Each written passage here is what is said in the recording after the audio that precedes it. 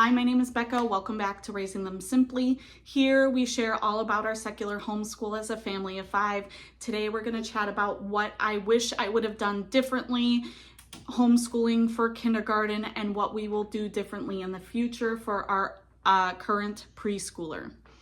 If you are new here, I have a first grader, a preschooler, and a 1-year-old, and there is so much information out there when it comes to homeschooling. I'm sure if you're watching this video, you've been researching and trying to figure out what is best, and there's so much information out there, you guys.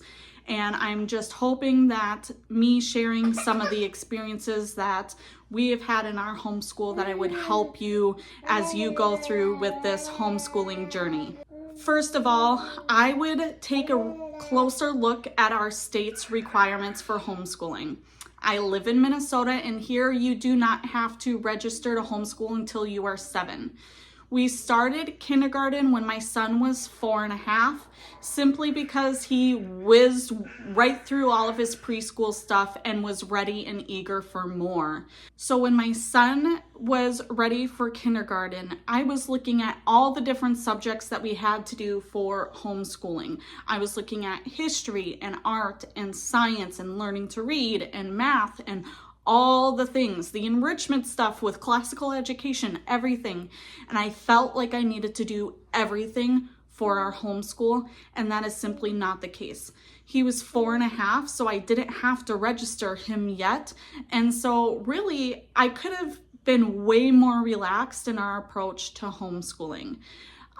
When it came to his kindergarten year, we were having struggling issues with learning to read, and it took us several different curriculums to figure out that All About Reading was what was best for my son. I've done a lot of videos on that. I will link them down below for you guys, but I wish we would have taken one subject at a time, gotten into a better rhythm to figure out if that subject was what was best for us, and then added on something else and kept going with that. But it took us a while to figure out about All About Reading. For math, we realized that we used The Good and the Beautiful for math, and the spiral approach wasn't working well for our son. But all I ever heard is that you shouldn't switch curriculum all the time and stuff. So we just kind of struggled through it, and we added supplementation when we needed to, and we made it work. But I wish we would have just found Math with Confidence, which we knew we were going to switch to for first grade. And I should have just bit the bullet and switched him over to Math with Confidence for the kindergarten level. Next, for kindergarten, we did Build Your Library Around the World, I believe is what it's called. And we love that curriculum, but you also hear about how they neglect or don't talk as much about the United States. So I purchased another supplementation to add in to do more United States history.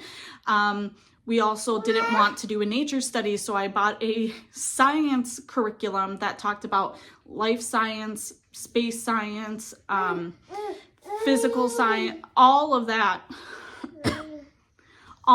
to supplement into this stuff, and it was a lot. My son thrived with Build Your Library. We love that. There's nothing bad that I would want to say about that, but I felt like I added all of this extra stuff that maybe didn't need to be done. Maybe I could have just focused on reading and math for his kindergarten year and found some fun unit studies to just dive into his interest, and then we could have visited that curriculum with Build Your Library when he was a little bit older. Now that I've had that experience with homeschooling a kindergartner, going forward when my middle child is ready for kindergarten, there's a few different things I'm going to take from that experience and change. One is I'm just going to really focus on early math and learning to read. We are currently doing the pre-reading level of All About Reading, which is going great, and it just focuses on letter recognition. I'm okay with doing that curriculum a couple of times through, even because she's only 3.5. She just really was excited to do school. And so we started it earlier than planned, but I'm okay with taking my time and having things going slower this time around. I'm also okay with doing the math with confidence when she's ready to do that and I see those cues that it's developmentally appropriate for her. I don't feel this added pressure that we have to do history or science or anything like that. Now, I do understand that I do have a older learner, and so we're still going to be doing those things, and she'll be in the background listening in, and maybe she'll learn a thing or two from those. But I'm not feeling that added pressure that I have to have additional resources for her specifically to have her learn those things during her kindergarten year. Like I said at the beginning, it's important to know your state requirements. And in our state, since we don't have to register until they're 7, my kids are starting kindergarten before then.